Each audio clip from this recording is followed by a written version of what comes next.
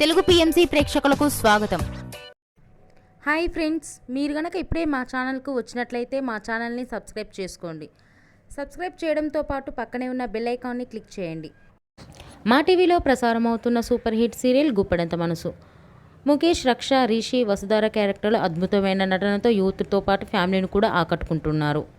ఇతర ముఖ్య పాత్రలో మహేంద్ర క్యారెక్టర్లో సాయి కిరణ్ నటిస్తుండగా జగతి క్యారెక్టర్లో జ్యోతిరాయ్ నటించి మెప్పించింది. జగతి ఫ్రెండ్ క్యారెక్టర్లో చంద్రలక్ష్మి జోస్ అనుపమ క్యారెక్టర్లో నటిస్తుంది.